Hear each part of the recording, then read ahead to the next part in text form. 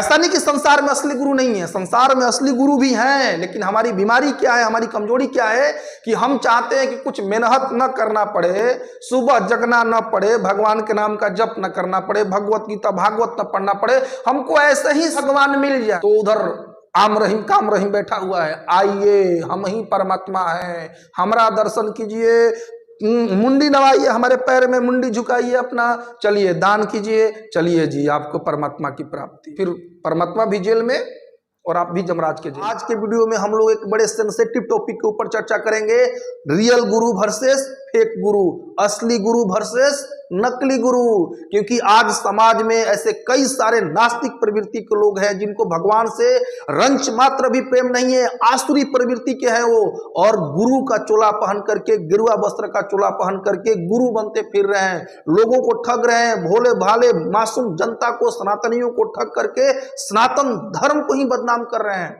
तो ऐसे लोगों से हम कैसे बचें, कैसे पहचान करें कि कौन नकली गुरु है और कौन असली गुरु है, इन सारे विषयों पे हम लोग आज विस्तार से चर्चा करेंगे। आपको कुछ ऐसे हम पॉइंट्स बताएंगे जिससे आप खुद भी, कोई भी व्यक्ति पहचान सकता है कि कौन असली गुरु है और कौन नकली गुरु है। इसलिए आप सारे सनातनियों से मेरा विनम्र निवेदन है कि इस वीडियो को अंत तक बिना स्किप किए जरूर देखें।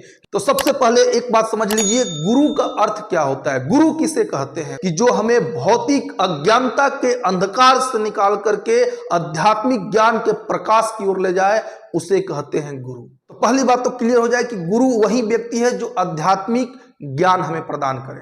अब आध्यात्मिक ज्ञान प्रदान करने वालों में भी कई सारे लोग असुरी प्रवृत्ति के लोग हैं, लंबे लंबे प्रवचन तो देते हैं, बड़े सॉफ्ट वे में प्रवचन देते हैं, लेकिन उनके अंदर क्या है, आसुरी प्रवृत्ति भरी हुई है। सेंस ग्रेटिफिकेशन के लिए गुरु बने हैं, लोगों को ठगने के लिए गुरु बने हैं।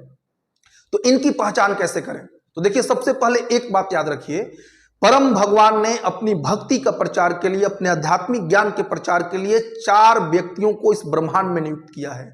ब्रह्मा जी, शिव जी, लक्ष्मी मैया और कुमारगण। इन चारों से 4 संप्रदाय निकलते हैं। ब्रह्मा जी से ब्रह्म संप्रदाय निकलता है, यानी कि भगवान कृष्ण ने अपना उपदेश दिया ब्रह्मा जी को, ब्रह्मा जी ने उपदेश दिया नारद मुनि को, नारद मुनि ने उपदेश दिया वेद व्यासी को, वेद व्यासी ने उपदेश दिया मध्वाचार्य को। ऐसे करते करते इसी परंपरा में कृष्ण चैतन्य महाप्रभु आते हैं। फिर उसी परंपरा में हिज डिवाइन ग्रेस ऐसी भक्ति वेदांत स्वामी श्रील प्रभुपाद जी आते हैं, जिन्होंने पूरे विश्व में भगवान की भक्ति का प्रचार किया, और जो इस्कॉन के फाउंडर आचार्य हैं। इसको कहते हैं ब्रह्म संप्रदाय। तो इस्कॉन के भक्त किस संप्रदाय में आते हैं? ब्रह्म माधव गौड़ीय संप्रदाय में। दूसरा संप्रदाय है रुद्र संप्रदाय, यानी भगवान ने ज्ञान दिया शिव जी को, शिव जी ने अपने शिष्यों को ज्ञान दिया, और यह ज्ञान रुद्र संप्रदाय के नाम से चला। तीसरा है श्री संप्रदाय, यानी कि भगवान ने ज्ञान दिया लक्ष्मी मैया को, और लक्ष्मी मैया ने आगे चल करके इस ज्ञान को बढ़ाया, जिसे श्री संप्रदाय के नाम से जानते हैं। जैसे आप लोग अभी जीएस स्वामी का नाम सुने होंगे, जीएस स्वामी श्री संप्रदाय में आते हैं। और चौथा संप्रदाय है कुमार संप्रदाय, यानी कि भगवान ने ब्रह्मा जी के 4 कुंवारे पुत्रों को उपदेश दिया और उनसे कुमार संप्रदाय निकला। तो जो ज्ञान हम इन 4 संप्रदायों में से किसी भी एक संप्रदाय से ग्रहण करेंगे, वो प्रामाणिक ज्ञान होगा, और उसमें ज्ञान बताने वाले लोग प्रामाणिक होंगे। तो असली गुरु की सबसे पहली पहचान क्या है कि वो प्रामाणिक संप्रदाय से हो। अगर इन 4 संप्रदायों के अलावा अगर कोई अपने को गुरु कहता है कि हम गुरु हैं, हम सोए थे, भगवान सपने में आए, हमको उपदेश दिए, हमने नया संप्रदाय शुरू कर दिया। अरे कोई भी आदमी एरे गहरे नथु खरिया का संप्रदाय शुरू नहीं कर सकता। जैसे मान लीजिए हम पढ़ाई करते हैं, कॉलेज में जाते हैं, तो सबसे पहले चेक करते हैं ना कि ये कॉलेज ऑथराइज्ड है कि नहीं, सरकार से अप्रूव्ड है कि नहीं। तो उसी प्रकार से जब हम आध्यात्मिक ज्ञान की बात करते हैं, तो आध्यात्मिक ज्ञान को प्रदान करने के लिए भी ऑथोराइज्ड संप्रदाय हैं। तो हमें प्रामाणिक संप्रदायों के शरण में जाना चाहिए। ऐसा नहीं किसी के शरण में चले गए, कोई बोला हम भोले बाबा हैं, कोई बोला हम कृष्ण के अवतार हैं, कोई बोला हम कल्कि के अवतार हैं, इनके पीछे हो लिए। इसीलिए गड़बड़ हो रही है, धोखा खा रहे हैं लोग। तो असली गुरु की सबसे पहली पहचान क्या है कि वो आध्यात्मिक ज्ञान की बात करेगा। दूसरी पहचान वो प्रामाणिक संप्रदाय से होगा। और तीसरी पहचान मैं बताता हूं जिससे आप 90% समझ जाएंगे। कोई भी व्यक्ति जो अपने को गुरु कहता है, वो अगर प्रामाणिक होगा तो परम भगवान के उपदेश देगा, परम भगवान के उपदेशों को दोहराएगा, अपनी बातें नहीं थोपेगा, अपनी उलूल जुलूल हरकतें नहीं दिखाएगा भक्ति के नाम पे, शास्त्र के नाम पे। जो शास्त्रों में भगवान ने ज्ञान दिया है उसी ज्ञान को एज इट इज बताएगा, बिना किसी मिलावट के। गुरु वास्तव में डाकिया के समान है, भगवान का पोस्टमैन के समान। पोस्टमैन डाकिया क्या करता था पहले, आपकी चिट्ठी बिना किसी मिलावट के जिसके पास पहुंचानी है उसको पहुंचा देता था। ऐसा नहीं कि उसको खोल के फाड़ के उसमें कुछ लिख दिया और तब पहुंचाया। वैसे ही गुरु होते हैं। गुरु क्या करते हैं, भगवान के संदेश को बिना किसी मिलावट के हमारे पास पहुंचाते हैं, उन्हें गुरु कहते हैं। गुरु भगवान और जीव के बीच में मेडिएटर का काम करते हैं। तो जो प्रमाणिक गुरु होते हैं वो हर समय भगवान की शिक्षाओं को सर्वोपरि रखते हैं। लेकिन आजकल आप देखे होंगे कई सारे आचार्य बन के बैठे हैं और भगवत गीता के संदेश को तोड़ मरोड़ करके मायावाद दर्शन में, निराकारवाद दर्शन में प्रस्तुत कर रहे हैं और वो यूट्यूब पे बहुत बड़े आचार्य बन के बैठे हैं। ऐसे लोगों से सावधान रहना चाहिए।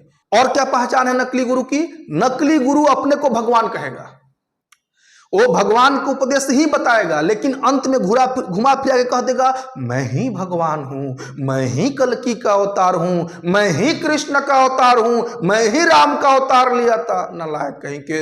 एक बात हमेशा याद रखिए, कोई भी जीव ईश्वर नहीं बन सकता। ईश्वर ईश्वर हैं, जीव भगवान के महान भक्त बन सकते हैं, भगवान नहीं बन सकते हैं। और आजकल कई सारी ऐसी संस्थाएं हैं जो यही उपदेश देती है, तुम भी नारायण हम भी नारायण, नमो नारायण। अरे बुढ़वा कहीं के, जीव कभी भी नारायण नहीं बन सकता।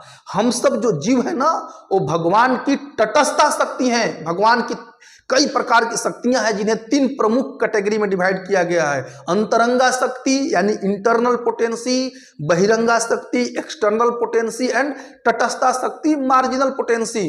तो अंतरंगा शक्ति भगवान के धाम का मैनेजमेंट देखती है। बहिरंगा शक्ति ये भौतिक संसार हैं जिनकी अधिष्ठात्री देवी माता दुर्गा हैं। और हम सब जीव बहिरंगा शक्ति और अंतरंगा शक्ति के बीच में हैं, जिन्हें तटस्था शक्ति मार्जिनल पोटेंसी कहा गया है। जैसे मान लीजिए भगवान अग्नि है तो हम सब अग्नि की चिंगारियां हैं। तो हम सब भगवान के महान भक्त बन सकते हैं लेकिन भगवान नहीं बन सकते। आत्मा के अंदर परमात्मा के गुण पाए जाते हैं, लेकिन मात्रा के हिसाब से हम सब भगवान के सामने नगण्य होते हैं। इसलिए कभी भगवान बनने का प्रयास नहीं करना चाहिए। ये सब छलावा है। इसी भगवान बनने के चक्कर में हम सब भौतिक संसार में फंसे हुए हैं। तो जो गुरु अपने को कहता है कि वही भगवान है या भगवान हम बन सकते हैं, वो नकली गुरु है। कई लोग कहते हैं आत्मा परमात्मा में मिल जाएगा, ऐसे लोग भी नकली लोग हैं। सावधान हो जाना चाहिए। जैसे हमारे बिहार यूपी में जग होते रहता है, जग के नाम पे करोड़ों रुपया का धंधा चलते रहता है सालों भर। तो वहां पे जो प्रवचनकर्ता लोग आएंगे, हम भी कभी कभी कई सारे जगहों में प्रवचन करने जाते हैं, तो देखते हैं वहां के जो प्रवचन करता है, अरे उनको हरिद्वार से बुलाया गया है, ऋषिकेश से बुलाया गया है। तो मैं उनका पीछे बैठ के प्रवचन सुनता हूं, बोल क्या रहे हैं। वो लोग भगवत गीता के ही श्लोक उठाएंगे। भगवत गीता का 2 अध्याय का श्लोक जिसमें आत्मा के बारे में भगवान बताए हैं, न जायते म्रियते वा कदाचि नायम भूतवा भविता वा न भूय अजो नित्य शाश्वतोयम पुराणे न हन्यते हन्यमाने शरीरे। श्लोक सही बोलेंगे। उस श्लोक का अर्थ क्या है बताएंगे भी कि आत्मा अविनाशी है, आत्मा शाश्वत है, ऐसा बोलेंगे। शरीर के मर जाने से आत्मा की मृत्यु नहीं होती है, ऐसा बोलेंगे। लेकिन अंत में क्या बोलेंगे, हमारे जीवन का चरम लक्ष्य है परमात्मा में विलीन हो जाना, आत्मा परमात्मा में विलीन हो जाता। अरे बुढ़वा कहीं के, तो अभी ये बता रहा था कि आत्मा अविनाशी है, आत्मा जन्मा है, आत्मा शाश्वत है। विलीन कैसे हो गया? फिर जब विलीन हो गया तो उसकी शाश्वतता खत्म हो गई ना। जो उसका अविनाशी वाला गुण है वो तो खत्म हो गया। जो विलीन हो गया वो अविनाशी कैसे बचा? उसका तो विनाश हो गया। तो ये लोग मायावाद दर्शन को प्रचारित करते हैं। तो ऐसे लोग भी नकली लोग हैं। तो असली गुरु की पहचान होती है कि सबसे पहले वो परंपरा से हो, वो भगवान के संदेश का प्रचार करे और खुद भी भगवान की भक्ति करे। कई ऐसे गुरु बने संसार में जो कि भक्तों को तो उपदेश देते थे और अपने गुफा में इंद्रिय तृप्ति में लगे रहते थे, पोर्न मूवी देख रहे हैं। ऐसे गुरु होते हैं। अगर कोई कहता है कि आप 16 माला का जप कीजिए तो खुद 16 माला का जप करता है। कोई कहता है गुरु कि आप 4 नियमों का पालन कीजिए, मांसाहार मत कीजिए, नशापान मत कीजिए, जुआ मत खेलिए, अवैध स्त्री पुरुष संबंध मत रखिए, तो खुद कठोरता से इन नियमों का पालन करता है। उपदेशामृत में कहा गया है, वाचो बेगम मनस क्रोध बेगम जीवा बेगम उदर उत्पस्त बेगम एतान बेगान यो विसहेत धीर। वही व्यक्ति गुरु बन सकता है जिसको अपने इंद्रियों पे कंट्रोल है, अपने वाणी पे कंट्रोल है, अपने जीभ पे कंट्रोल है, अपने जननेंद्रियों पे कंट्रोल है। वही व्यक्ति गुरु बनने के लायक है, वही व्यक्ति शिष्य बनाने के लायक है। तो असली गुरु की पहचान क्या है कि पहले खुद वो भगवान का भक्त हो, भगवान के ही उपदेश दे, और जो उपदेश दे उसका वो पालन करे खुद से। प्रमाणिक संप्रदाय से होना चाहिए। खुद को कोई भगवान न कहे कि भगवान निराकार है। और कोई ये गुरु उपदेश देता है कि भगवान तो निराकार है जी, एक तो ही निराकार है, निराकार धन निराकार है, निराकार हो निराकार। अगर कोई भगवान को निराकार कहता है वो भगवान के चरणों में सबसे बड़ा अपराधी है। कोई कहता है भगवान निराकार है या कोई कहता है हम भी भगवान बन जाएंगे, वो दोनों गुरु नहीं, गुरु के नाम पे कलंक है। अपने तो नरक में जैबे करेंगे, सबको साथ में लेते चलेंगे। तो मैं आशा करता हूं कि आपको असली गुरु और नकली गुरु के बारे में समझ में आ गया होगा। अगर आप नाम पूछें, बताओ नाम असली गुरु का, हिज डिवाइन ग्रेस एसी भक्ति वेदांत स्वामी श्रील प्रभुपाद, जो कि इस्कॉन के फाउंडर आचार्य हैं, जिन्होंने पूरे विश्व में भगवान के संदेश का प्रचार किया, चैतन्य महाप्रभु के संदेश का प्रचार किया, लेकिन अपना क्रेडिट नहीं लिए, अपने नाम का प्रचार नहीं किया। आजकल जो ये यूट्यूब पे आप देखते हैं ना, बाबा बन के गुरु बन के घूमते हैं, अगर उनका 1% भी प्रचार कर देना तो ये लोग हवा में उड़ने लगेंगे। श्रील प्रभुपाद जी ने पूरी दुनिया को भगवत गीता का संदेश दिया, पूरे दुनिया में भगवान कृष्ण के भक्त बनाए।